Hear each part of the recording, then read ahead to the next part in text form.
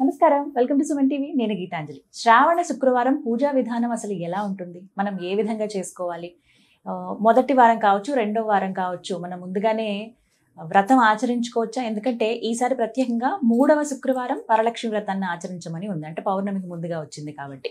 అలాగే ప్రత్యేకంగా ఈ శుక్రవారం రోజున ఎటువంటి నైవేద్యం అమ్మవారికి సమర్పించాలి, నియమాలు ఏముంటాయి, ఖచ్చితంగా ఈ వస్తువు లేకపోతే ఈ నైవేద్యాన్ని అమ్మవారికి సమర్పించాల్సిందే, ఈ పదార్థాలు మన దగ్గర ఉండవలసిందే అంటూ ఏమైనా ఉన్నాయా?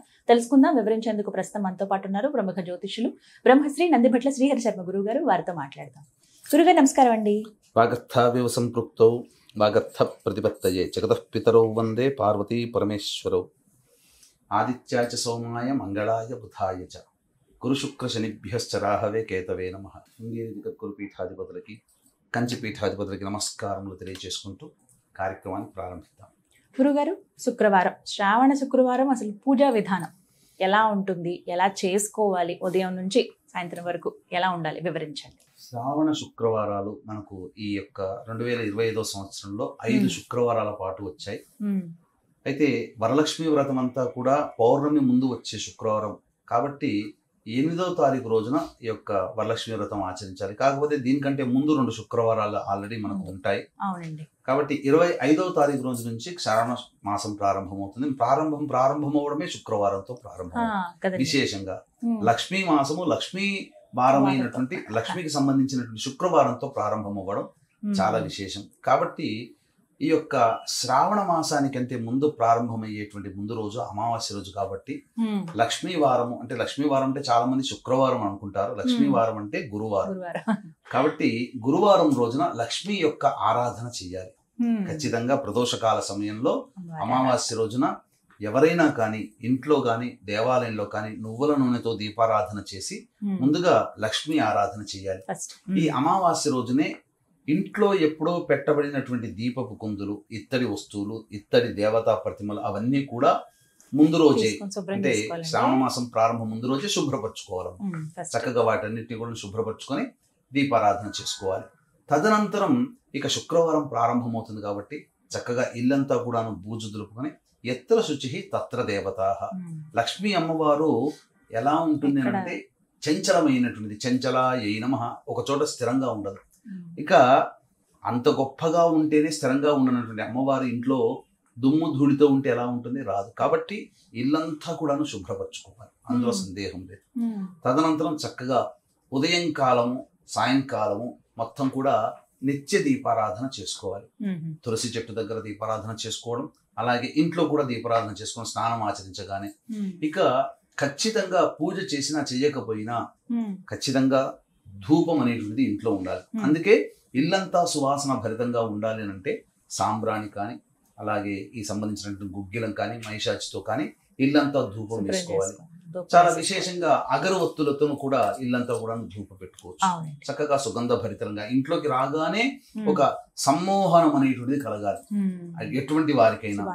ఇక ముఖ్యంగా ఈ యొక్క శ్రావణ మాసం అంతా కూడా దానాది కార్యక్రమాలు చేసుకోవాలి. ఎందుకంటే చాలా మంది భక్తి అనేటువంటిది మనకు సరిగ్గా ఆచరించకపోవడం వల్ల అజ్ఞానంతో నది స్నానానికి వెళతారు. నది స్నానం చేయకూడదు, అస్సలు చేయకూడదు. నీళ్లు చల్లుకోవాలి. అందుకనే వ్రతాలకి నియమాలు పెట్టబడి ఉంది. మాఘమాసంలో స్నానం ఆచరించమంది, నది స్నానం. కానీ శ్రావణ మాసంలో ఎందుకనంటే వర్షపు వరదలు ఎక్కువగా ఉంటాయి, అందుకనే నదుల జోలికి వెళ్ళకూడదు. అందుకని నీళ్లు చల్లుకుంటే చాలు. చాలా మంది తెలియక ప్రతిరోజు ఎక్కడ నది పెడితే శ్రావణ మాసంలో తీర్థయాత్రలకు వెళతారు, నది స్నానం చేస్తారు. చేయకూడదు, నీళ్లు చల్లుకోవాలి. ఇక నియమాలు, వ్రతాది నియమాలు అనేటువంటివి ఉండాలి.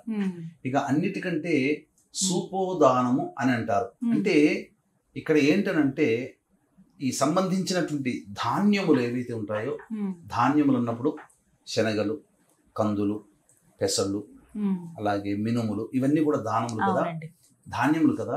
ఇందులో పెసరపప్పుతో చేసినటువంటి నైవేద్యము కానీ, పెసరపప్పుతో చేసినటువంటి తీపి పదార్థము అనగా పాయసము లక్ష్మీ అమ్మవారికి చాలా ప్రీతికరం. అందులో చెప్పబడి ఉందమ్మా, శాస్త్రంలో చెప్పబడి ఉంది.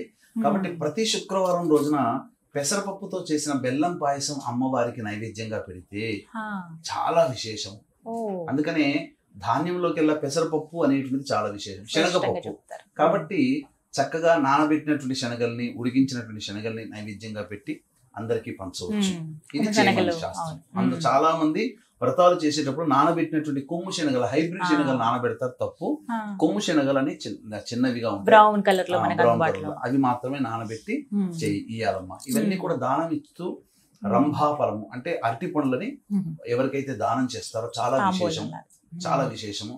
ముఖ్యంగా ఈ యొక్క శుక్రవారాలు అనేటువంటివి, వీటితో పాటుగా శ్రావణ మంగళ గౌరి, లక్ష్మీ అమ్మవారికి సంబంధించి శుక్రవారం అయితే, మంగళవారాలకు సంబంధించినటువంటిది లక్ష్మీ గౌరీ అమ్మవారు. కాబట్టి శ్రావణ మంగళవారాలు చేసుకోవడం, శ్రావణ గురువారాలు, శ్రావణ శనివారాలు, శ్రావణ శుక్రవారాలు, శ్రావణ ఆదివారాలు, శ్రావణ సోమవారాలు, ఇవన్నీ విశేషమే, గొప్పదే. కాబట్టి చక్కగా చేసుకోవడం. ఇక ప్రతి శుక్రవారం రోజున లక్ష్మీ అమ్మవారి ఆరాధన చేసుకోవాలి. అయితే వరలక్ష్మి వ్రతం మాత్రం చేయకూడదమ్మా. మొదటి 2 శుక్రవారాలు చేయొద్దండి, అసలు చేయకూడదు. చాలా మందికి ఇదే సందేహం. ఎందుకంటే 8వ తారీఖు అవ్వదు నాకు, తర్వాత పనులు ఉన్నాయనో, లేకపోతే ఒకటి అడ్డంకైనా తర్వాత మళ్ళీ కుదరకపోవచ్చు అనే ఉద్దేశంతో ముందు వారాలు కన్వీనియంట్ గా ఉన్నాయని అప్పుడు చేస్తూ ఉంటారు చాలా మంది. అలా చేయకూడదు. ఎందుకంటే మనకు ఈ వరలక్ష్మి వ్రతం ఆచరించేది చారుమతి వృత్తాంతం ద్వారానే మనకు తెలుసు. కాబట్టి చారుమతికి అమ్మవారు కలలో కనిపించి పౌర్ణమి ముందు వచ్చే శుక్రవారం రోజున మాత్రమే చేయమంది. కాబట్టి పౌర్ణమి ముందు ఎన్ని శుక్రవారాలు వస్తే ఆ శుక్రవారం మనకు అప్పుడు కుదరదు. కాబట్టి ముందు వచ్చే శుక్రవారం అంటే మాత్రం శాస్త్ర ప్రకారం కుదరదమ్మా, అందులో సందేహమే లేదు. కాబట్టి ఈ 25వ తారీఖు రోజున కానీ, మళ్ళీ తర్వాత ఉండేటువంటి ఈ అష్టమి తిథితో కూడుకున్నటువంటి శుక్రవారం కానీ చేయకూడదు. కాబట్టి పౌర్ణమి ముందు అనగా 9వ తారీఖు పౌర్ణమి ఉదయం పూట ఉంటుంది. కాబట్టి 8వ తారీఖు రోజున చేసుకోవడం చాలా విశేషం. అయితే ఈసారి వచ్చేటువంటి వరలక్ష్మి వ్రతం అలభ్యమైనటువంటి వరలక్ష్మి వ్రతం నాకు తెలిసి దాదాపు 100 సంవత్సరాల లోపల ఇటువంటి యోగం అయితే లేదు. దీని గురించి క్లారిటీ నేను ఒకసారి మొత్తం పంచాంగం అంతా తిరగేసి ఖచ్చితంగా ముందు నేను ఖచ్చితంగా క్లారిటీ ఇస్తాను. నా అనుభవపూర్వకం అయితే మాత్రం దాదాపు 100 సంవత్సరాల వరకు ఇటువంటి యోగ్యత అయితే కనబడలేదు. ఎందుకనంటే శ్రావణ మాసం అంటేనే విష్ణువుకు సంబంధించింది. కాబట్టి విష్ణు జన్మ నక్షత్రం శ్రవణ నక్షత్రం. వరలక్ష్మి వ్రతం అంటే లక్ష్మీ అమ్మవారి కోసం చేసేది. పౌర్ణమి అంటే షోడశ కళలతో కూడుకున్నటువంటి లక్ష్మీ అమ్మవారు, లలిత అమ్మవారు. కాబట్టి ఈ 3 పౌర్ణమి, శుక్రవారం, శ్రవణ నక్షత్రం కలిసి వచ్చింది 8వ తారీఖు రోజు. కాబట్టి మహిళామణులందరూ కూడా ఎంతో భక్తి ప్రపత్తులతో సాయంకాలం వరకు కూడా ఉపవాసం ఉండి ప్రదోషకాల సమయంలో సంధ్యా సమయంలో చేసుకుంటేనమ్మా, వ్రతం చేసుకుంటే వరలక్ష్మి వ్రతం కనుక ఈసారి సంధ్యా సమయంలోనే చేసుకోమని చెప్తున్నాను. మిగతా రోజుల్లో మిగతా ఎన్నో సందర్భాల్లో మనం ఉదయం కూడా చేసుకున్నాం. కానీ ఈసారి 8వ తారీఖు రోజున ఉదయం కంటే చతుర్దశి ఉంటుంది, మధ్యాహ్నం 1:45. చతుర్దశితో కూడుకున్నటువంటి వరలక్ష్మి వ్రతం కంటే పౌర్ణమితో తిథితో కూడుకుని శ్రవణ నక్షత్రంతో కూడుకున్నటువంటి ఈ యొక్క వరలక్ష్మి వ్రతం చేసుకోవడం మాత్రం అత్యంత ఫలదాయకంగా చెప్పబడింది, శుభమైనటువంటిది. అలాగే చివరిగా గురుగారు కొన్ని సందేహాలండి. ఈ శుక్రవారం రోజున చేసేటప్పుడు అమ్మవారి ఫోటో కొంతమంది ఈ మాసంలో తెచ్చి పెట్టుకుందాం అనుకుంటున్నామండి పూజా మందిరంలో, గతంలో అది పాడైపోయింది అనుకున్న వాళ్ళు, ఎలాంటి లక్ష్మీ అమ్మవారి ఫోటో ఇంట్లో ఉంటే మంచిది పూజా మందిరంలో? ఇక్కడ లక్ష్మీ అమ్మవారికి సంబంధించి ఉండేటప్పుడు చాలా మంది చేస్తున్నటువంటి ఒక చిన్న మిస్టేక్ ఏంటంటే కేవలం లక్ష్మీ అమ్మవారిని మాత్రమే పూజిస్తున్నారు. కాదు, నారాయణుని కూడా పూజించాలి. అనగా విష్ణు భగవాన్ని కూడా పూజించి అప్పుడు లక్ష్మీ అమ్మవారి ఆరాధన చేయండి, సంపూర్ణమైనటువంటి లక్ష్మీ అనుగ్రహం కలుగుతుంది. ఇక చిత్రపటంలోకి అయితే అమ్మవారు చెంచలాయై నమః అంటే గొప్పగా ఏదో రవివర్మ పెయింటింగ్ గీసాడనో, ఏదో మార్కెట్లో దొరికినన్ని అమ్మవారు ఇలా నడుస్తూ ఉన్నటువంటిది, పాదం పెడుతున్నటువంటి ఫోటోలు ఇలాంటి పెడతారో అలాంటివి పిచ్చి పిచ్చి ఫోటోలు పెట్టుకోకండి. అమ్మవారు పద్మాసనే పద్మస్థితే పద్మాలయే అన్నట్టుగా అమ్మవారు పద్మం మీద కూర్చుని ఉండి ధనరాశిని కురిపిస్తున్నట్టుగా ఉండి, నవ్వుతూ ఉండి, చతుర్భుజాలతో కూడుకుని ఉండి, వెనక గజములు ఆనందోత్సాహంతో తొండము ఎత్తి ఉన్నటువంటి సందర్భంగా ఉండి అటువంటి అమ్మవారి చిత్రపటాన్ని పెట్టుకోండి, తప్పకుండా మీకు కలిసి వస్తుంది. ఇంకా విశేషమైతే నారాయణుడి యొక్క హృదయంలో కానీ వెంకటేశ్వర స్వామి హృదయంలో లక్ష్మీ అమ్మవారి ఉండి ఈ విధమైనటువంటి కూర్చొని ఉన్నటువంటి పద్మాసనంలో పద్మం మీద కూర్చున్నటువంటి అమ్మవారినే మీరు తెచ్చిపెట్టుకుంటే ఇంకా విశేషం. లక్ష్మీ అమ్మవారి పూజ చేసేటప్పుడు ఏకకాలంలో లక్ష్మీనారాయణ యొక్క ఆరాధన చేసిన ఫలితం దక్కుతుంది. ఏ రంగు విశేషం అండి అమ్మవారికి? లక్ష్మీ అమ్మవారికి ఎరుపు వర్ణము మరియు ఈ సంబంధించినటువంటి పచ్చ ఆకుపచ్చ చాలా విశేషమైనటువంటి. కాబట్టి అంటే ఇంకా చెప్పుకుంటే ఏదో మూఢత్వం ఇంకా అజ్ఞానంలోకి అంటున్నామని అనుకుంటుంటారు, కానీ వాస్తవానికి ఏ దేవతని మనం ఉపాసన చేస్తామో ఆ దేవతా వస్త్రాన్ని ఆసనంగా చేసుకోమని శాస్త్రం చెప్పబడి ఉంది. కాళికా అమ్మవారికి పూజ చేసేటప్పుడు నలుపు వస్త్రం ఆసనంగా వేసుకోవాలి. అలాగే బగలాముఖి అమ్మవారికి పూజ చేసేటప్పుడు పసుపు రంగు వస్త్రము పసుపు మాలతో చేయమని మరి ఇవన్నీ చెప్పబడి ఉన్నాయి. ఇప్పుడు మనం చెబితే ఇంకా అతిశయోక్తి అని అనుకుంటారేమో, ఈ రంగు వస్త్రంతో అంటే తప్పేమీ లేదు. ఇప్పుడు ఏ అమ్మవారిని ఏ దేవుని పూజించేటప్పుడు చక్కగా ఆ వస్త్రాన్ని ధరించమని, ఇప్పుడు ఈ అయ్యప్ప స్వామిది అన్నప్పుడు మరి నలుపు వర్ణం వేసుకొని పూజ చేయమని చెప్తున్నారు, అది యాక్సెప్ట్ చేశారు కదా. అందరూ నలుపు వర్ణం వేసుకునే చేస్తున్నారు కదా. భవానీ మాల అన్నప్పుడు ఎరుపు వర్ణం వేసుకోవాలన్నారు. లక్ష్మీ అమ్మవారి పూజ చేసేటప్పుడు లక్ష్మీ అమ్మవారికి ఇష్టమైన ఎరుపు వర్ణం చీర కట్టుకుంటే, ఎరుపు వర్ణం గాజులు మట్టి గాజులు వేసుకుని చక్కగా, లేదా ఆకుపచ్చ రంగు చీర కట్టుకుని చేస్తే తప్పేంటి. ఇది నేను కొన్ని వీడియోలో చూసానమ్మా, ఇలా వేస్తే ఇంకా మేము మూడల్లో పంపిస్తున్నారు, ఎవడు చెప్పాడు, ఏ చీర పెట్టుకోమన్నారు, ఇదా శాస్త్రంలో చెప్పబడింది అని అంటారు. మరి అట్లా విమర్శించే వాళ్ళు అయ్యప్ప స్వామి మాల వేసేవాళ్ళని, భవానీ మాల వేసేవాడిని ఎందుకు విమర్శించరు? అది నియమమైనప్పుడు ఇది ఎందుకు కాకూడదు? నియమంగానే చేసుకుంటున్నారు కదా. చక్కగా సువాసులుగా చేసుకున్నటువంటి పూజ కాబట్టి నిండుగా గాజులు ఏదో ఒకటి రెండు అక్కడ అక్కడ కనబడకుండా ప్లాస్టిక్ పిచ్చి గాజులు కాకుండా మట్టి గాజులు వేసుకొని చక్కగా చేసుకొని నియమ ప్రకారం చేసుకొని ఉంటే ఆ ఇంట్లో ఆ ఇంటి ఇల్లాలతోనే సిరి వస్తుంది. అది మాత్రం చెప్పవచ్చు. ఈ విధంగా చేయాలంట. అందుకనే సుమన్ టీవీ యాజమాన్యంతో కలిసి చక్కగా ఒక అద్భుతమైనటువంటి కార్యక్రమం మీ ముందుకు వస్తుంది.